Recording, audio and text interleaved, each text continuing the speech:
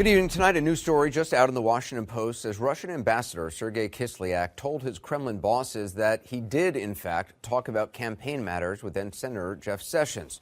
Current and former U.S. officials telling the Washington Post they know from American intelligence intercepts. Now, if true, it's also possible that the Russian ambassador was boasting to his bosses. But if it wasn't a boast and the information bears out, it casts serious doubt on the credibility of Jeff Sessions, the highest law enforcement official in the land, who denied having any contacts with Russians during the campaign about the campaign. Now, this is what Attorney General Sessions said during his confirmation hearing back in January. If there is any evidence that anyone affiliated with the Trump campaign communicated with the Russian government in the course of this campaign, what will you do? Senator Franken, I'm not aware of any of those activities. I have been called a surrogate at a time or two in that campaign, and I did not have communications with the Russians. All right, so that was January. And when asked in a written question whether he'd been in contact with anyone connected to any part of the Russian government about the 2016 election, either before or after Election Day, Sessions responded no. Now, here's what he said when he recused himself from the Russian probe back in March. Let me be clear. I never had meetings with Russian operatives or Russian intermediaries about the Trump campaign. And the idea that I was part of a, quote, continuing exchange of information during the campaign between Trump surrogates and intermediaries for the Russian government is totally false. So there he said never had meetings with Russian surrogates about the Trump campaign. Now here's the, about Russians about the Trump campaign. Here's the Attorney General's Senate testimony back in June. I have never met with or had any conversation with any Russians or any foreign officials concerning any type of interference with any campaign or election in the United States. So there, he's changed it some, what he's saying about interference in the election or campaign. CNN contributor Adam Entis is one of three correspondents on the Washington Post story. He joins us tonight. Adam, this is just another bombshell report coming out on a Friday evening. Just explain what you and the others at the Washington Post have learned. Well, we knew about the meetings. We knew about them in March, that Sessions did not disclose them when he appeared for his confirmation hearing. And we were trying to figure out, well, what was the nature of those contacts? What was being discussed? And so what we've learned is basically what Kislyak sent back to Moscow. This is his account of his conversations, these two conversations, one in April, a second one in July, of his contact with Sessions. So while Sessions didn't seem to remember any specifics about these meetings, Kislyak sent back specifics. Yeah, I mean, at the end of his conversations, I assume he gets into his car and goes back to the embassy or back to his residence, and then he writes a report. That's the way most ambassadors, diplomats operate. So what did he tell his Russian bosses? He told them what he thought they discussed, which was campaign issues. In other words, what the relationship would be like between a future Trump presidency and the Russian government, the kind of thing that Kislyak was under orders by his boss, Putin, to try to get information about. Kislyak was doing exactly his job, which is basically meeting with people in the Trump campaign, trying to get information about how that campaign would actually deliver on some of its rhetoric during that campaign if it was elected. And so that way Putin can make a decision about what he thinks of this relationship. So the meetings that you know about between Sessions and Kislyak, that Kislyak reporting on, how many meetings are there and when were they? Well, there was a meeting in I don't know how to characterize the first encounter. So there's a VIP reception before Trump gives his first foreign policy speech in April. Right, that was at the Mayflower Hotel. At the Mayflower Hotel in Washington. And so there's an encounter there that Kislyak reports on, in which they discussed campaign matters. There's a second encounter in July. This is on the sidelines of the Republican National Convention. It's in a hotel outside the convention area. And again, Sessions gives a speech, and at the end, Kislyak has a pull-aside, if you will. We're not sure how long it lasts, but it was described by officials who've seen the intelligence reporting as a substantive conversation. It wasn't, at least in Kislyak's view, something superficial or cursory. And then there was a third meeting, which took place in Sessions' Senate office, which occurred in September. Which Sessions has said in the past that was in his capacity as a senator, he held that meeting. But you don't have information about what Kislyak said about that meeting. Well, Sessions did provide a little bit of a readout of that meeting in which Ukraine was discussed. Just to clarify, Sessions initially said, and as far as I know, still argues that all of these meetings were about his role on the Senate Armed Services Committee, not because of his advisory role that he was playing on the Trump campaign. Right. And clearly what Kislyak is saying is that they discussed the goings-on in the Trump campaign and future Trump policies. Right. It's unclear what exactly Kislyak would be interested in talking about when it comes to Senate Armed Services Committee business. Why would Kislyak go out of his way, one of the few ambassadors, actually, that turned up at that April event? And at the Republican convention, it seems odd to not be discussing Donald Trump as a candidate and what he would mean. Correct. I think it's important for people to keep in mind this, again, is Kislyak's version of events. Sessions, as you just showed very clearly, has sort of changed his accounts as we've gone through the months, from basically saying there were no meetings initially, to the meetings weren't about the campaign, to the meetings were not about collusion or coordination.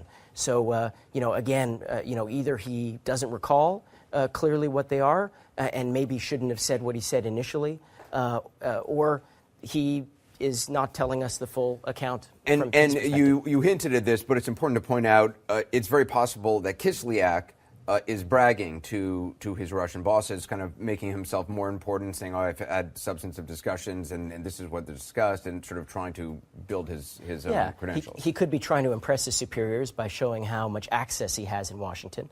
He could also be trying to plant false information into communications in order to deceive the American intelligence services, or maybe actually plant derogatory information that could be designed to embarrass people down the road. That's also possible. In your article in the Washington Post tonight, I believe you have somebody quotes about Kislyak's past kind of conversations and whether he is somebody who's prone to bragging. Right. By most accounts of the officials that I deal with, they tell me that Kislyak's reporting to Moscow is accurate. So they see it, right? They'll meet with Kislyak, they'll deliver a message, and then they'll be able to read whether Kislyak reported that message accurately. Sometimes if they think that message is not correctly reported, they will go back to Kislyak and basically tell him, without revealing that they were reading his reporting home, they could have a chance to basically say, just want to underline again the way we're thinking about this or that issue. So that's the way diplomacy actually happens. It's not just Russia, it happens everywhere. Pakistan,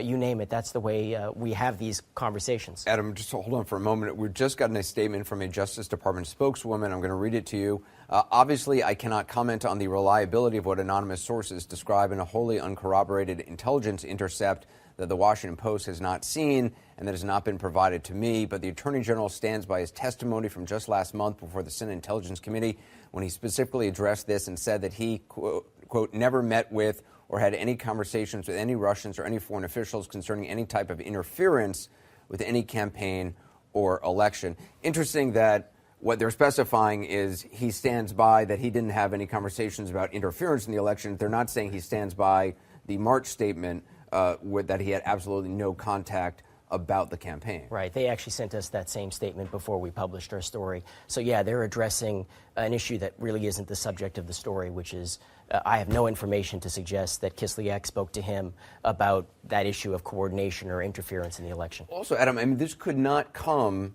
at a worse time for Jeff Sessions. Right. Yeah, his relationship, obviously, with the president, based on the president's interview with the New York Times, is on the rocks.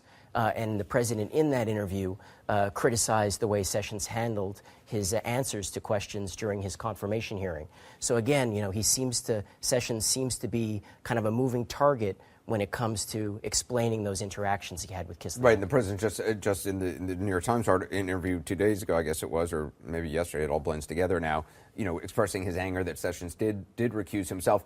I mean, I also want to bring in some other voices for a reaction. Distinguished Washington Post alumnus, CNN political analyst Carl Bernstein, also CNN contributor and former Nixon White House counsel John Dean, former federal prosecutor Matthew Whitaker. Dana Bash is here, so is Axe-Files host and former senior Obama advisor David Axelrod. David, I mean, this is just one more, again, I hate to use that cliche term, but drip in this Russia story. How big is this?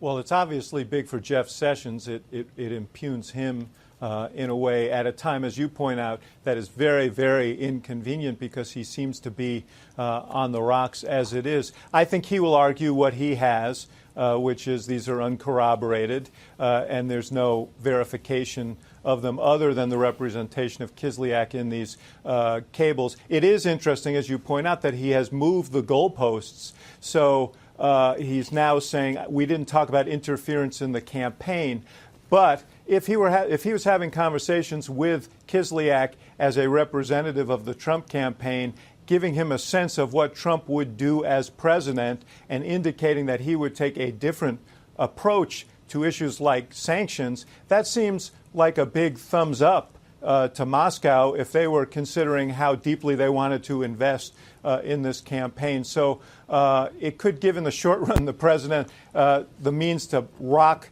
Sessions out of that job. But in the long run, it's one more piece in a puzzle that is becoming more and more troubling, Anderson, for the White House. And Dana, I mean, the timing of this, it comes 2 days after the president publicly criticized Attorney General Sessions. Could this give the president a reason to fire Sessions and then appoint a loyalist as Attorney General during the upcoming congressional recess, who, by the way, if there was a new Attorney General, they would not have to recuse themselves, I assume, from the Russia probe?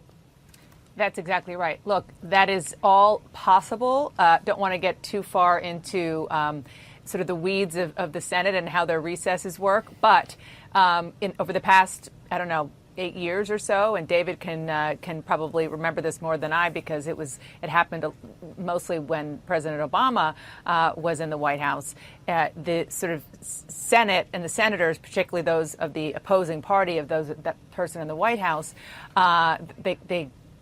they're on to the notion of recess appointments. So they tried to stop the Senate from formally going into recess, which deprives a president of recess appointments. So that is possible that happens. But I think, perhaps, I don't want to sound overly conspiratorial here, Anderson, but you mentioned that New York Times article where the president already sort of rhetorically threw Jeff Sessions under the bus.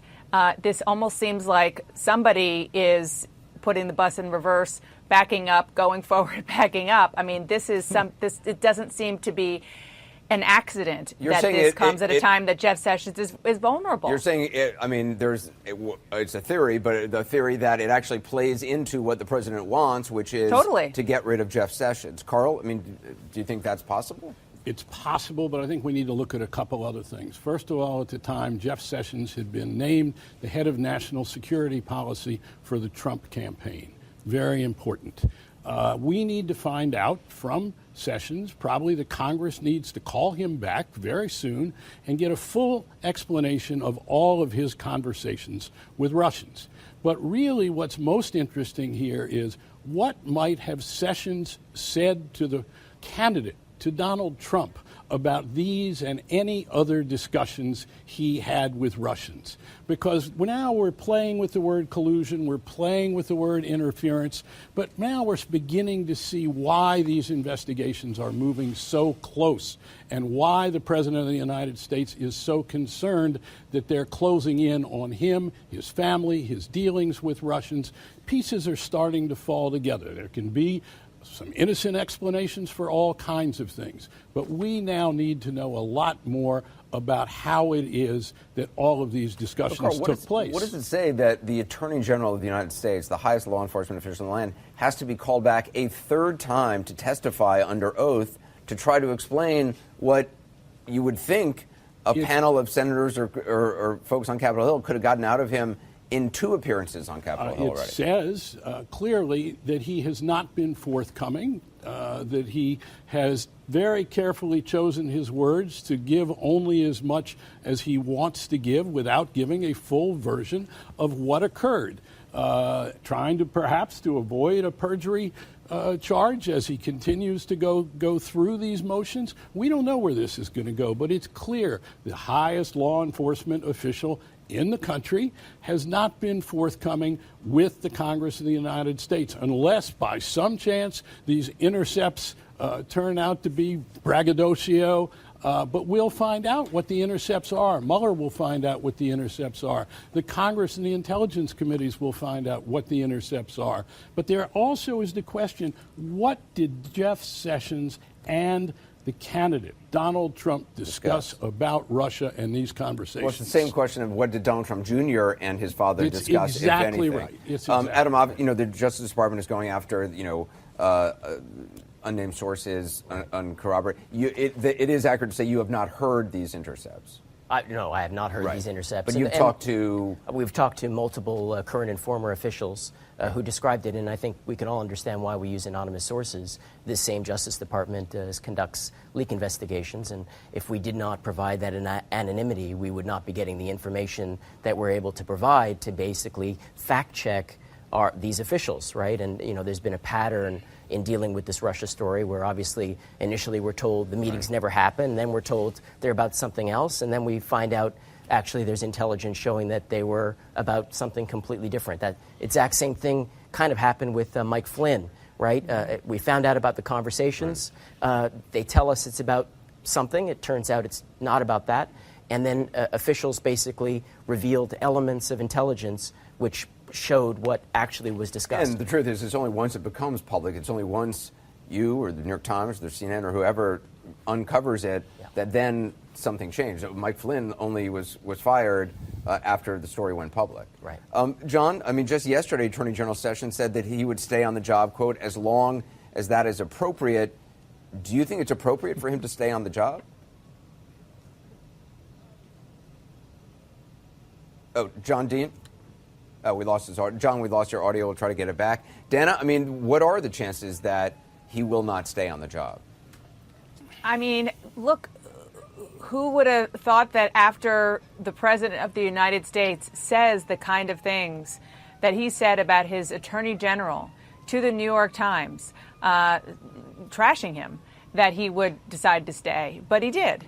At this point, he might feel dug in and feel that he wants to stay just despite President Trump, that he feels like he can do things that he's wanted to do for some time in the Justice Department, no matter what is going on and swirling around him with Russia. That is also a very real possibility, that he'll just kind of dig in and say, I'm not going anywhere. You want me to leave? You fire me, Mr. President. Matt, are there any restrictions for the president and who he could appoint as Attorney General in a recess appointment? And is there any legal reason why, under a new Attorney General, Robert Mueller couldn't be fired? Would it make it easier to get rid of Robert Mueller if there's a new Attorney General? Right. It would be very interesting to see a new Attorney General first run the traps of getting confirmed in this Senate. My home state Senator Chuck Grassley would have a lot of input and influence in who the next Attorney General would be. I think that because of the recusal that Sessions currently faces, I think the ownership of the Russian investigation and Bob Mueller's appointment would then fall on the new Attorney General. It would be a very interesting issue. But, this story comes out of, again, another intelligence community leak trying to undermine this president, his administration. And ultimately, it boils down to a he said situation where Anderson, quite frankly, I'm going to always defer to the American citizen, the man that's served honorably in various states, including a U.S. attorney like myself, versus a Russian spy or / diplomat. John Dean, I think we have your audio fixed. Is it appropriate for Jeff Sessions to remain as Attorney General? Well, I was speechless there for a moment. But, it's because I'm really struck by the timing of the leak. I don't know, of course, who the source was, but given the fact it follows on the New York Times story as well as the Washington Post story saying how senior aides were shocked that Sessions had agreed or wanted to stay on his job, this certainly makes it much more difficult. And the question of how appropriate it is something he's going to have to address. He clearly wants the job, Anderson, and I think he's going to put up a good fight before he walks away from it. Just briefly, Adam, you may not be able to say this or know this. Is this information that the President of the United States would already have known based on his access to intelligence? Or because... it's part of the Russian investigation. Well, I don't know. Yeah, I don't know the answer to that. I'd be surprised if this information wouldn't be widely shared. Again, I think as president, I'm sure he could have access to this, but I'm not sure how far it's distributed and to whom. Carl? Let me say two things. One, the president can ask for this intelligence, and it would not surprise me if he did, particularly if he is intent on getting rid of Sessions. But the real thing, and I've been talking to people around the White House, that he's intent on is getting rid of Mueller. That is his objective. He wants Mueller out. He's doing everything he can to undermine him. He would like to fire him.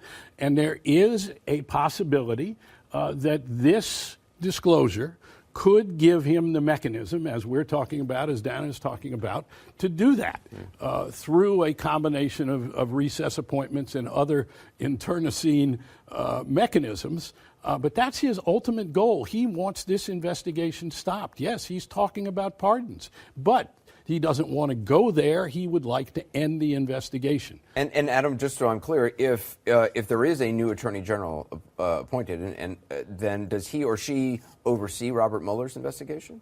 I believe so. I would think so, because Robert Mueller's investigation not completely independent. It's under the offices of the Justice Department, isn't it? That's correct. Yeah. Everyone, hold on a second. I want to bring in a Democratic House Intelligence Committee member, Congressman Eric Swalwell. Congressman, first of all, your reaction to this reporting from the Washington Post, which does completely contradict Attorney General Sessions' past statements. And again, it's based on Russian ambassador, the words he said to his bosses, and if they're accurate.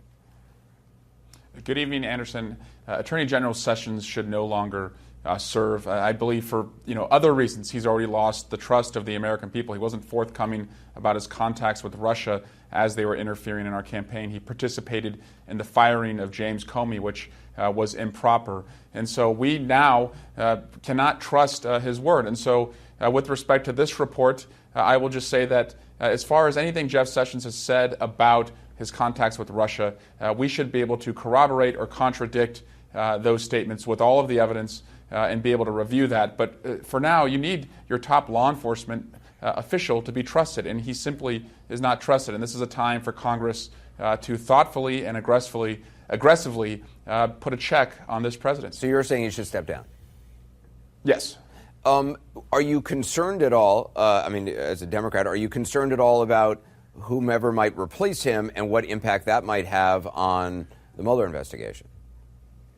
And Anderson, that's why I say we're not helpless in Congress from a presidency that is careening into a constitutional crisis. The Senate and the House can both check the abuses of power that we're seeing. The Senate should not recess or do anything that would allow a recess appointment to take place. They should ensure that whoever would be appointed next, if he does step down, is somebody who is going to allow the Russia investigation to proceed unimpeded, as we've seen the White House try and obstruct and keep it from moving forward. And so we have to now step up as Republicans and Democrats for the sake of this country to get our democracy back in order. You say that the Attorney General should step down.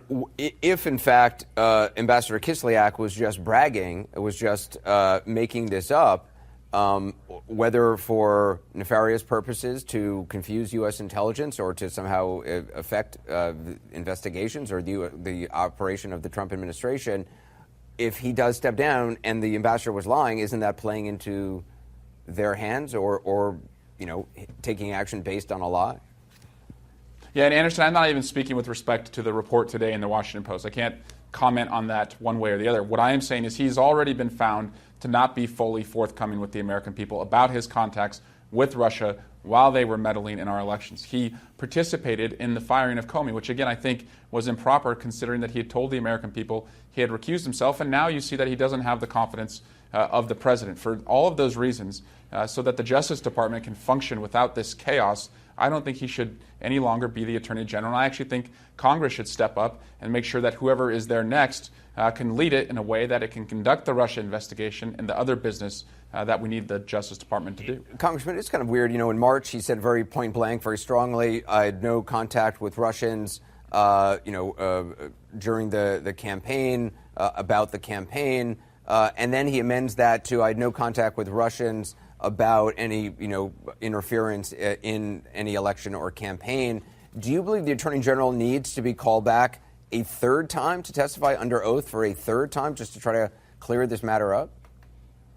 Yes, Anderson. I also serve on the House Judiciary Committee. I think he should come before our committee. We should be able to have access to all of the evidence so that we can, again, confront him with it to see just what is the truth. But also, Anderson, this is the pattern that we've seen in this investigation, which has put more into focus the ties that the Trump team has had, which is they deny ever having contacts with Russia. Only when confronted, and oftentimes because of dogged media reporting, did they acknowledge it. And now we've gotten to the point where the president is essentially saying, so what? The alternative would have been Hillary. He is, putting that out there now. And so I think we have to tell the country that the so what is that our democracy has been undermined by a foreign adversary, and we have to do everything now as leaders in Congress to never put our country in a position like this again. Congressman Swalwell, I appreciate your time tonight. Thank you. I want to give the panel's take. My pleasure. Joined now by the CNN Justice correspondent, Evan Perez. Evan, you've been covering the Justice Department, the Russia investigation for a while. What do you make of this reporting by the Washington Post and the impact it's going to have? Well, I think it comes at a particularly tricky time for the Attorney General, as I think a lot of our guests have talked about. Given the fact that the president essentially has said that he doesn't exactly want him there, and if he had known that he was going to recuse himself, that he would never have appointed him. That really undercuts the Attorney General. He also raises the question about whether the president has some expectation that the Attorney General essentially doesn't have any independence from him. So that's going to be, I think it adds the pressure of the Attorney General over the next few weeks to see whether or not he stays on this job, Anderson. Obviously this White House can be very unpredictable with how it staffs its top positions. How would it work if the president decides he no longer has confidence in Sessions while Congress is in recess? Well, that's one scenario. I think Dana and I, we've talked about this a little bit in the sense that if you fire the Attorney General and the Congress is not in session, then they could do a recess appointment. Obviously, the fact is he's got a Republican Senate and a Republican House. They can gavel out because, traditionally for the last few years, they've not done that. As a way to prevent Barack Obama from doing recess appointments. So, they could cooperate with the president to do that. But I think the more likely thing here would be that the Senate would take this very seriously and find an attorney general. Here's the thing, as I think, a couple of folks have pointed out, it raises a really interesting question because if you appoint an attorney general who doesn't have the recusal issues that Sessions does, then you have someone with a clean slate who can come in and perhaps pull the levers to control this investigation, and that's what the president may indeed want. So, Evan, just to be clear, a new attorney general who, without any need to recuse himself or herself, they would be overseeing Robert Mueller? Right, exactly. Right now he's being overseen by Rod Rosenstein, the Deputy Attorney General, who is the acting Attorney General for the purposes of this investigation, Anderson. So what would happen is then his new boss, the new Attorney General, who doesn't have this issue, would then be the most senior person at the Justice Department who has oversight of what Mueller does. And keep in mind, when Mueller does find anything, if he decides that he wants to refer this to Congress or perhaps impeachment, it depends on Rod Rosenstein or whoever is in that position to make the official referral to Congress. All right, I got to get a quick break in. We're going to pick up the conversation with their panel. Also later, the president's son, his former campaign chairman, both reach a deal on their scheduled Senate hearing next week. We are breaking details on that as well on a very, very busy night. Support for Anderson Cooper 360 comes from our friends at Rocket Mortgage by Quicken Loans. Chances are you're confident when it comes to your work, your hobbies, and your life. Rocket Mortgage gives you that same level of confidence when it comes to buying a home or refinancing your existing home loan. Rocket Mortgage is simple, allowing you to fully understand all the details and be confident you're getting the right mortgage for you. To get started, go to rocketmortgage.com/AC360. Equal housing lender, licensed in all 50 states, NMLSconsumeraccess.org number 3030. You heard Congressman Eric Swalwell before the break say he thinks Attorney General Sessions should step down, given tonight's breaking news, which cast doubt on the Attorney General's past statements on contact with Russians. Back now with the panel and in particular Adam Entis from the Washington Post, who's one of three reporters on the story, breaking the story tonight. You and I were talking during the break, and I just want to have everybody else hear what you said, because I think it's important, because there is, I've seen it online, a lot of people sort of have I don't know if it's conspiracy theory is too grand a term, but the idea that perhaps, given what President Trump said about his anger toward Attorney General Sessions, and then suddenly this story breaks that it gives him a reason to get rid of Sessions. You've actually been working on this story for quite some time. Yeah, I mean, we had the initial story back in March, which was that Sessions had 2 encounters with Kislyak, and basically ever since then we were trying to figure out what was the nature of those discussions, what were the contents of those communications, right? And so we've been working on it for weeks. Before this, and when the New York Times had that excellent interview with Trump, in which Trump commented about Sessions, and particularly, talked about specifically how he didn't appreciate the way he answered the questions in the confirmation hearing, we realized that we may not have as much time as we thought, and we should basically try to push the story out as soon as we could. May not have as much time because other reporters are going to be hunting it down. Correct. Yeah, it's a competitive environment, and obviously sometimes we can work on stories for months and not worry about the competition. But when we saw the New York Times story, we realized we really needed to finish up that story. I don't want to probe around the areas of your sources too much, but and you know better than anybody what to say or not to say. But the information about what Kislyak said to his bosses, is that information you had for? That's information we had since basically early June. Wow. Okay. Yeah. So you've had it for a while. Yeah. So for those who believe that this suddenly fell into your lap 24 hours ago, that is not the case. This is something you've been working on a while. That's correct. You also made the point to me during the break, and I think it's an important one and a fair one to make, is that there's nothing necessarily nefarious about Jeff Sessions working for the Trump campaign having a conversation with Kislyak about the Trump campaign. Right. I personally don't see any problem with that. I don't know why that would be an issue. Certainly, Kislyak, he's doing his job, talking to Sessions, an advisor to the campaign, and it would seem like it would be Sessions' role as a foreign policy advisor to also engage, whether it's the British ambassador or the Russian ambassador. There shouldn't really be an issue with him engaging. The issue is did he accurately characterize, did he even disclose when asked about that contact? And when he was asked about it, did he give an honest answer about the nature of it? And so I think, as you showed at the top of the hour, we have an evolving storyline here. January, it didn't happen. March, it happened, but it wasn't about the campaign. June, it was, yes, maybe it did happen. I can't really recall, but at no point did I discuss interference. But it does raise the essential question of, again, if there's nothing nefarious about it, why not just be honest about having the meeting? It's like, yeah, I met with the guy. He was asking about the campaign. I was a surrogate for the campaign. I'm talking about the guy. I mean, Carl, is there anything wrong with that? It's the same question of the President of the United States. Why won't he disclose all of his conversations and tell us, I am ordering everybody in my White House to disclose publicly all of their dealings with Russians during the campaign and since, unless it involves secret diplomacy of a nature that can't be disclosed. This is a cover-up. It doesn't mean there's obstruction of justice. It doesn't mean that the law has necessarily been broken, but we have seen for months and months now there is a cover-up going on, that various people are part of it, that the President of the United States has not been honest or forthcoming. He has tried to demean, undermine, and obstruct all of these investigations, is now talking about throughout the White House, to many people in the White House who are now aware that he is trying to get rid of Robert Mueller. So he doesn't want this investigation. He wants all of this to go away rather than deal with it in a forthright way, the same way that the Attorney General of the United States did not want to deal with this in a forthright way. So when you're saying it's a cover-up, because, I mean, when Carl Bernstein says a cover-up, that gets a lot of people's attention. You're saying that doesn't mean illegality. Not yet. And it's possible, but it just means lies about what actually happened. And obfuscation and disingenuousness and an unwillingness to say to the people around the president, by the president, hey, let's tell him what we did. Let's see if it's really so innocent. Let's say we wanted to have a broader relationship with the Russians based on X, Y, or Z. Well, we had these conversations. We had these meetings. This is how we dealt with it in the campaign. There's a way to do it. They have done the opposite. They have sought to cover it up. And this is including Mr. Sessions' testimony. Another element of the investigation is some of our other breaking news tonight. Donald Trump Jr. and Paul Manafort have avoided subpoenas by cutting a deal with the Senate Judiciary Committee. They're going to talk in private on Wednesday. It's unclear if they will be under oath in those conversations. Typically, they're not.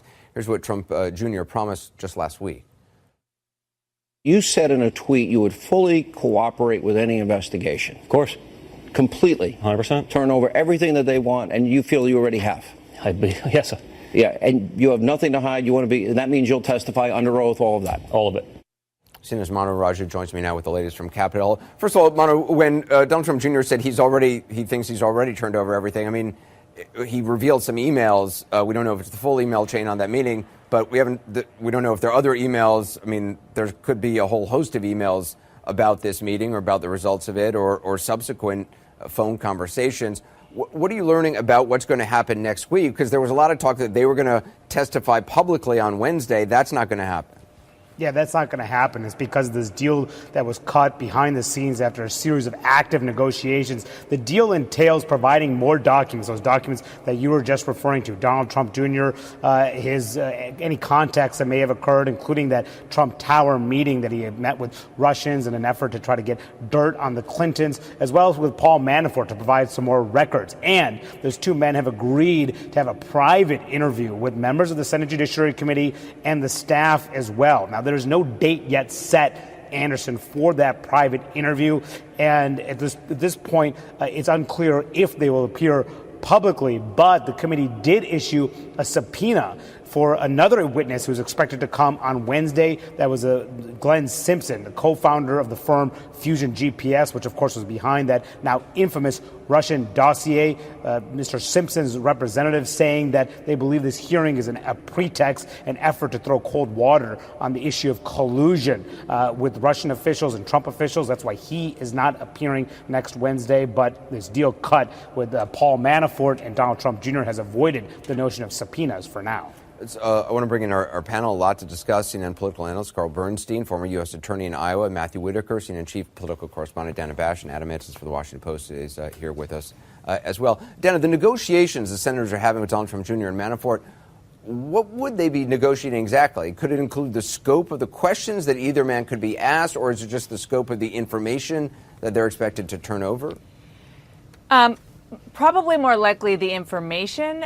It's hard to imagine, just like, journalists, maybe even more importantly, when you're talking about investigators, that they would agree to limit the scope of questions, particularly because they're following the investigation and their questions will be based on what they learn. What they, Manafort and Don Jr., clearly want to avoid is a spectacle. And they understand how red hot this issue is politically and how incredibly rare, maybe even unprecedented, and somebody will probably correct me if I'm wrong, for the son of a president to be called to Congress to testify about alleged conversations that he may or may not have had to further his father's campaign, and those conversations being with a Russian national. So that would be absolutely unprecedented. Not saying that it won't happen, but they're trying to slow walk it on the witness side. And even though there is bipartisan agreement, and they're working in a bipartisan way in the Judiciary Committee to make these conversations happen, it is still a Republican-led Congress, and these are still people that the members of Congress, the senators, want to show a bit of deference and understanding to as they get their information together. Matthew, this behind closed doors discussion, if it's not under oath, do they still have to tell the truth? I mean, if they don't tell the truth and it's revealed later, is that perjury? It's not. I would expect they'll be sworn in, but that's probably part of the discussions and negotiations they had. There's still a lying to Congress statute that is very broad that could be applied in this situation. And I say, along what Dana's saying, I think Dianne Feinstein, who's the ranking member, together with my home state senator of Chuck Grassley, I think did a really good job of minimizing the political circus that would have happened on Wednesday, but at the same time getting the important information to the committee to conduct their investigation, because these are two key people in that meeting that happened last year that will know details that are important to the Judiciary Committee and their investigation. It is interesting, Carl. Donald Trump Jr. is willing to go publicly on Hannity's program when this story is broke to give his side of the story, in an interview which is pretty limited in scope. And yet, when it comes to actually answering questions in public, seems, or at least his attorneys, don't want him to. I'm going to come to their defense here. First of all, that the Congress of the United States, they reserve the right to call these people into public sessions and into a further hearing. Normal investigative practice often dictates that you do want to pre-interview them. Is it smarter to have a pre-interview? Because it's less grandstanding by politicians. Not only that, you can learn some things. There also is an oath involved, probably. You can also be in contempt of Congress if you don't cooperate. Or there are all kinds of ways that there are repercussions that can be brought upon the witnesses. They can be brought into public session, and I would hope and expect that they would be after these private sessions. But more important than that, they too have rights. They have Fifth Amendment rights. It's understandable. They might want to avoid a public glare, at least until they've had an opportunity to say to the members I totally of get Congress. I mean, who would want to testify publicly in front of Congress? But they ought to eventually publicly testify. But first, let's see what they have to offer. I think that their rights need to be respected. When we come back, the big shakeup in the White House staffing, find out who's in, who's out, and what it means next. Thank you for listening to the CNN podcast. In order to better serve you, we are conducting a short survey. To help us, please go to cnn.com/podcast survey. And to get more podcasts from us, just search CNN in iTunes or your favorite podcast app. Well, this breaking news tonight eclipsed another big story, which in turn yet again eclipsed Made in America Week. The big news just a few hours ago, and it continues to be right now, was the departure of Press Secretary Sean Spicer, the naming of Wall Street financier Anthony Scaramucci as White House Communications Director. He spoke at a rarely televised White House briefing this afternoon, and one thing became clear. Scaramucci does say a lot of positive stuff about President Trump. The president's a winner, okay? And what we're going to do is we're going to do a lot of winning. I love the mission that the president has. I love the president. I obviously love the country. He's genuinely a wonderful human being. I love the president, and I'm very, very loyal to the president. I love these guys. I respect these guys. I love the president. The president's phenomenal with the press. The president himself is always going to be the president. I think he's got some of the best political instincts in the world, and perhaps in history. He's done a phenomenal job for the American people. He's the most competitive person I've ever met. Okay, I've seen this guy throw a dead spiral through a tire. I've seen him at Madison Square Garden with a top coat on. He's standing in the key, and he's hitting foul shots and swishing them. Okay, he sinks 3-foot putts.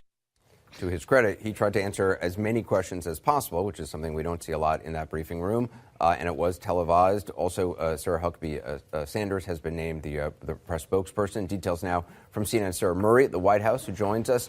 A really dramatic end to the week, to say the least. What more are you learning tonight? Yeah, not just the dramatic end to the week, but to really months of speculation that a staff shakeup could be coming, months of speculation that there would be a change to the communication shop. That all came to play out in what was a relatively short time frame. We started hearing about this last night.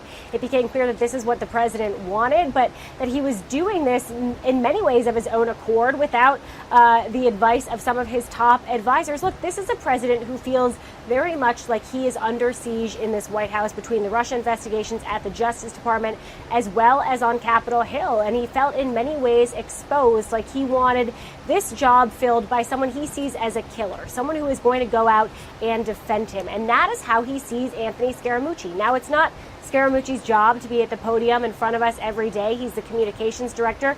It's his job to develop strategy. That's not something he's ever done before, so it'll be interesting. But this is someone who has a close personal relationship with President Trump, different from what we saw when Sean Spicer adopted this role as sort of the head of the press shop. So it'll be fascinating to see how that relationship gels and plays out over the coming months, Anderson. And with Spicer's departure, Scaramucci's appointment, how did it go over in some sectors of the West Wing? I mean, there was some reporting that there was some folks were unhappy. Is that true? Do we know? Oh, no doubt. There's no doubt that this is something that not everyone in the White House was on board with, and people aren't exactly hiding their feelings about it. This is something the president decided with the guidance of his family members. Ivanka Trump is supportive of this. Jared Kushner is supportive of this. They've worked alongside Anthony Scaramucci, known him for a while, and they trust him to be out there being a voice for the president and defending him. But Reince Priebus, the chief of staff, was not supportive of this. Steve Bannon, the president's chief strategist, was not supportive of this. And Sean Spicer was so opposed to it that we saw him resign today. So this was really the president's decision in many ways over very serious objections from people in the White House. And it's worth pointing out, Anderson, that now in this role, Anthony Scaramucci does not report to Reince Priebus. He reports directly to the president. The briefing room seemed a little less combative today with Scaramucci. The podium, do you expect that's going to last? Obviously, he's not going to be at the podium every day. I think he had a pretty commanding presence while he was there, but it's going to be Sarah Huckabee Sanders back. That's right. It was a different vibe with Anthony Scaramucci. You saw he brought his sort of New York swagger with him. He seemed at ease when he was taking questions from reporters. And he was also sort of gentler and in parrying those responses. There were no cries of fake news and that kind of thing.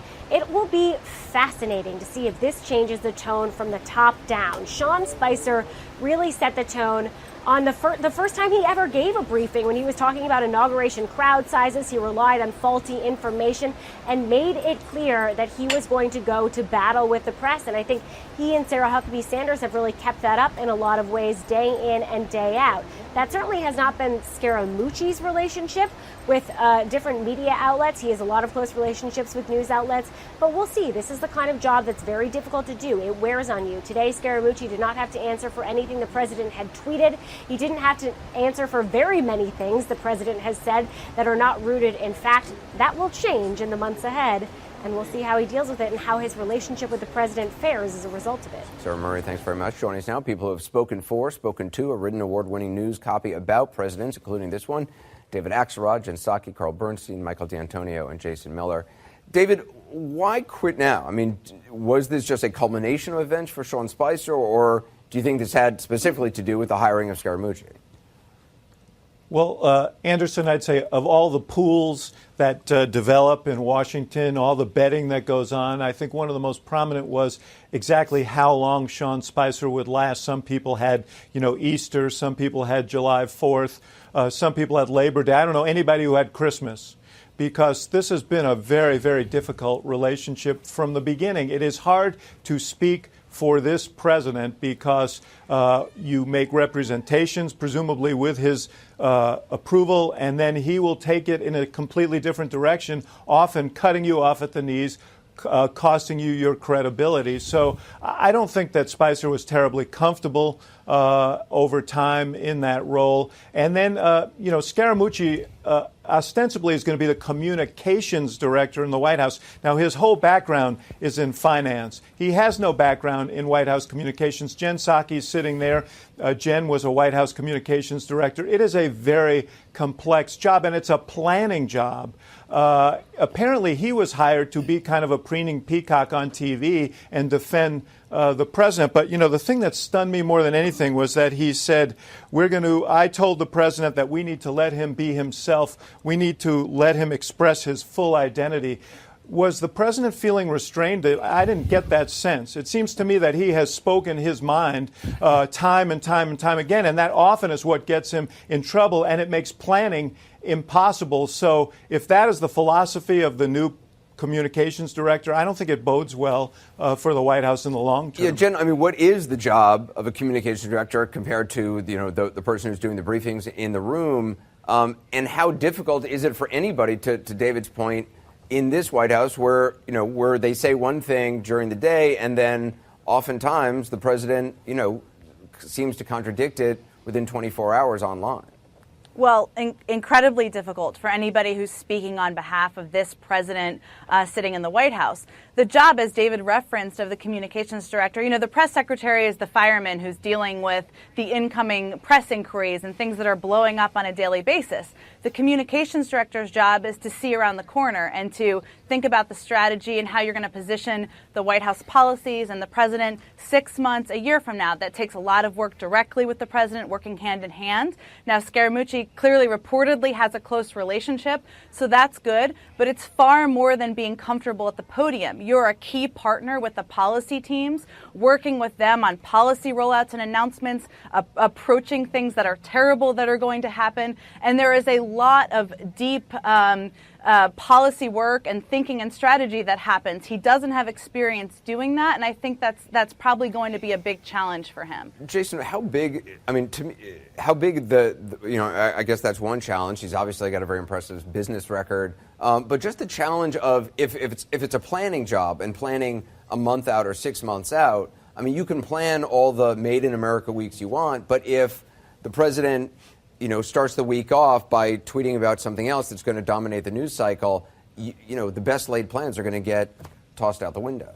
So here's why I think Anthony is going to be so good in this job is he gets the president. They clearly click. I think they get each other. Anthony proved himself on the campaign trail. He proved himself on the transition team. And there's, I think, at a different level than we've seen other folks, he's been able to really relate to the president. He has a more personal relationship than Sean. Yes, Sean Spicer really didn't have that relationship. He really understands how the president wants to communicate his message. Now, that's going to look different from the previous administration. It's going to look different from other administrations before that. I think it's also important to point out, too, that we saw Sarah Huckabee Sanders promoted to press secretary today, which is a very important part of this. And look, Anthony Scaramucci has the strategic vision to look down the road and to plan these out. As far as some of the nuts and bolts, where maybe he doesn't have the long background in traditional politics, there are some very good deputies and folks in that communications department that will work with him on that. What they needed was a leader. Keep in mind, that communications director spot had been open for a couple of months. This isn't a shakeup. Right. This is a bit of a new direction. And the quick thing I got to say on Sean as well, a lot of folks I think have been piling on Sean today, but I don't think he's gotten enough credit for some of the things he put into this White House press briefing room, including bringing in some of the regional reporters with Skype interviews, opening up the White House press briefing room to more ideological press from both the left and the right. I think he should get some more credit for that. Carl, what do you make of these changes? And the difficulties that he faces in the reality. First of all, let's not get too caught up in atmospherics. And this is about atmospherics to some extent and about who the president wants to be in the bunker with.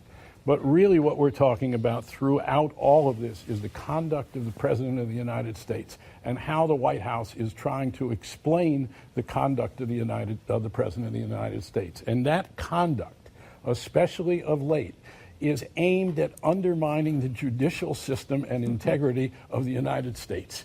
And it's a job that nobody should have to do because it is, by its very nature and by the nature of what the president is allowing to happen by trying to undermine our judicial system and the special prosecutor, we don't need to pay too much attention to the atmospherics. We need to pay attention to the president, his words, and what the investigators are finding, and our own investigation. Michael, I mean, I think one of the things that's so fascinating about this president is, he clearly has a long relationship with the press, very different, obviously, when he was a businessman in New York than it is now. But, that New York Times interview, which came right after the lunch with senators about health care, apparently the only other person in the room was Hope Hicks. I wonder if, with Scaramucci, that there will be that sort of freewheeling kind of interviews without anybody else in the room. I'm not sure if somebody else in the room would have made any difference. I think you might see Anthony in the room.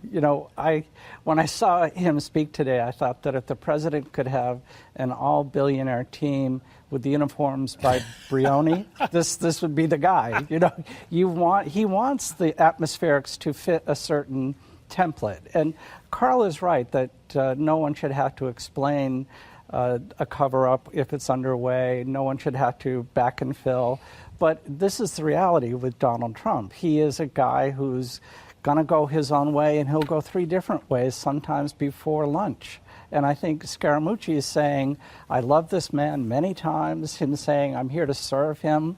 He made a funny quip about Sean Spicer where he said, well, maybe now he'll go make some money. Right. That could have come out of Donald Trump's mouth. So there's a real affinity here, I think, for these two fellows. Yeah, it certainly came off that way.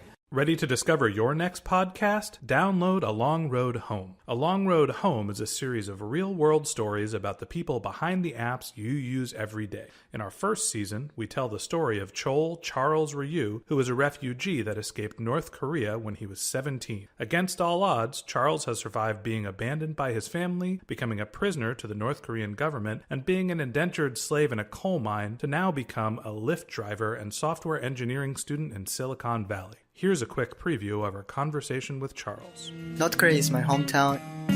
What they do is brainwash us. When I watch Bad Boys 2, it is changing my mind. But if I ask them, I'm gonna die and my family's gonna die. The debt collectors come to our house. Now everybody wants me. Hurry up! Hurry up! Ready for your new favorite podcast? Download A Long Road Home. That's 4 words, A Long Road Home. Download it today.